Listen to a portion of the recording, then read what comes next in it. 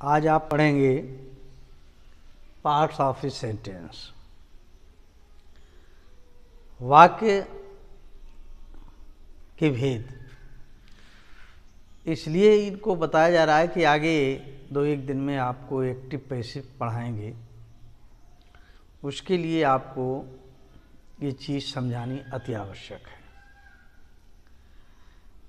इसको समझना पड़ेगा। उसके बाद जब हम अपनी गति पर होंगे पढ़ाने की, फिर इनके प्रश्न करने की कोई आवश्यकता नहीं रहेगी। तो पार्ट्स ऑफ सेंटेंस में आप देखेंगे जो वाक्य का भेद होता है उसमें 2 भाग होते हैं। एक होता है सब्जेक्ट और दूसरा होता है प्रेडिकेट। एक होता है सब्जेक्ट और दूसरा होता है प्रेडिकेट। क्रिया से पहले का जो हिस्सा होता है वो सब्जेक्ट कहलाता है। क्रिया और क्रिया के बाद का जो भाग होता है वो प्रेडिकेट कहलाता है। अब जो प्रेडिकेट भाग है, इसमें जो दिया गया है उसमें आपको समझना है ये इसका वर्ब है, ये वर्ब है, ये ऑब्जेक्ट है मी, और ये ए बुक, ये भी ऑब्जेक्ट है। एक वाक्य में डबल ऑब्जेक्ट हो गया। ये सब्जेक्ट हो गया है, ये वर्ब है, और ये प्रेडिकेट पार्ट में वर्ब और ऑब्जेक्ट हो गया डबल। ऑब्जेक्ट डबल है, उसको समझना है कि ये डबल ऑब्जेक्ट क्यों और कैसे। जो सजीव होते हैं, पर्सनल प्रोनाउन के अंतर्गत आते हैं, या नाउन होते हैं सजीव, उनके लिए आता है जो ऑब्जेक्ट, उसको कहा जाता है इनडायरेक्ट ऑब्जेक्ट। इसको कहा जाता है इनडायरेक्ट ऑब्जेक्ट। और जो वस्तुएं या अन्य चीजें होती हैं इसको कहा जाता है डायरेक्ट ऑब्जेक्ट।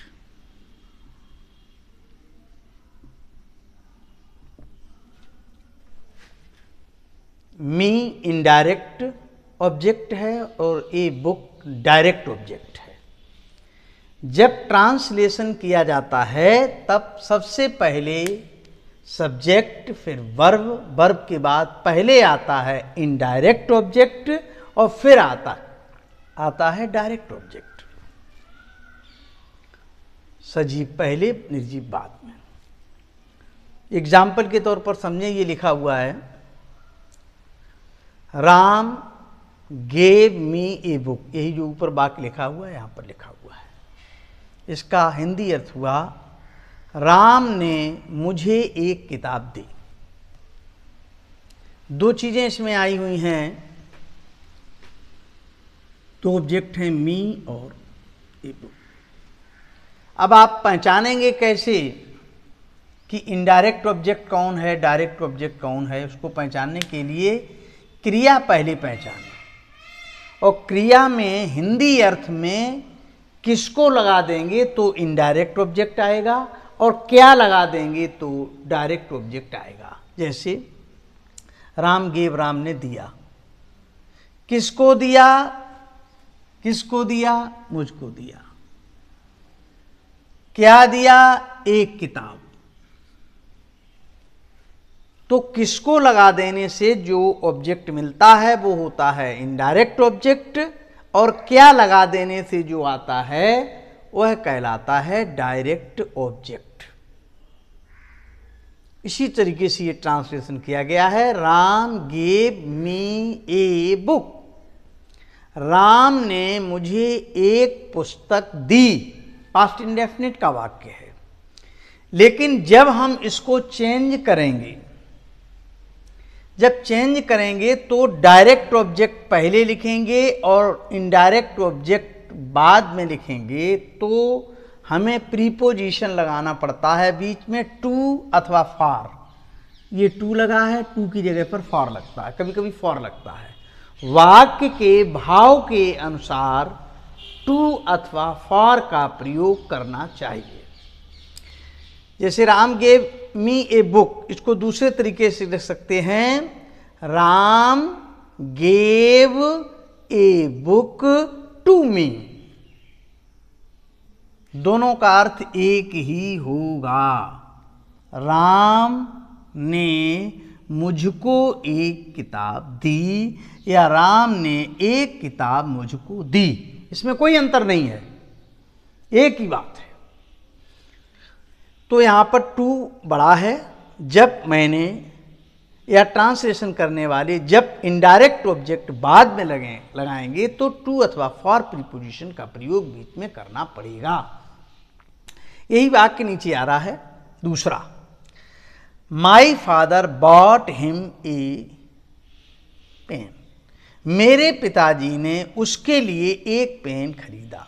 क्या खरीदा? एक पेन। किसको खरीदा? उसको खरीदा।